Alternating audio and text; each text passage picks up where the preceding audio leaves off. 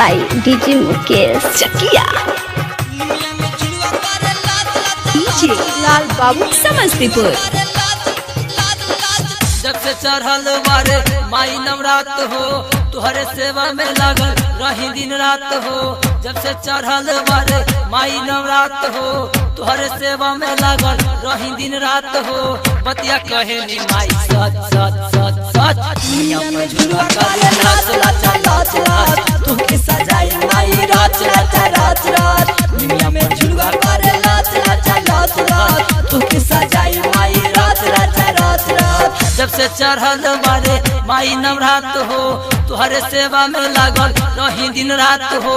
बतिया कहे नी माई सच सच सच सच दुनिया में झुलवा करे नाच नाच नाच नाच तुमके सजाई माई रात रात रात रात दुनिया में झुलवा करे नाच नाच नाच नाच तुमके सजाई माई रात रात रात रात। Mixed by DJ Mukesh Chakia।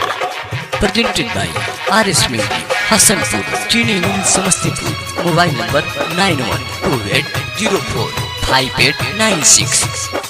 करेला माई तोहर सेवका पुकार हो बाटे अपार माई महिमा तोहार हो महिमा तोहार हो।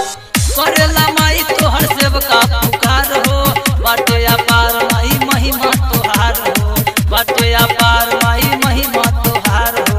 तोरे कृपा से चले दुनिया संसार हो तोहरा बिना ए माई जिंदगी बेकार हो।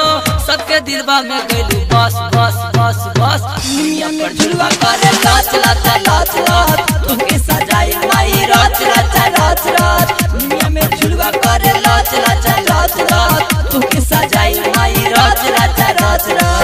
आप सुन रहे हैं भाई मिथुन मिथिलेश को, भाई मिथुन मिथिलेश को। Mixed by DJ Mukesh Chakia। Presented by RS Media, Hasanpur, Chini Samastipur, Chini Samastipur।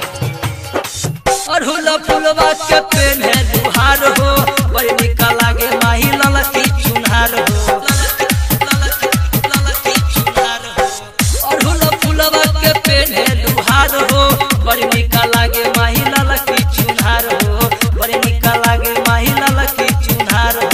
मिथुन मावाली गइले कर दर्शनिया गावे मिथिलेश माई तोहर भजनिया तोरा सरनिया में रस रस रस रस दुनिया पर झुलवा करे नाच नाच नाच नाच तुमके सजाई माई रात रात रात रात दुनिया में झुलवा करे नाच नाच नाच नाच तुमके सजाई माई रात रात रात रात। जब से चढ़ल बारे माई नवरात हो तुहरे सेवा में लागल रही दिन रात हो।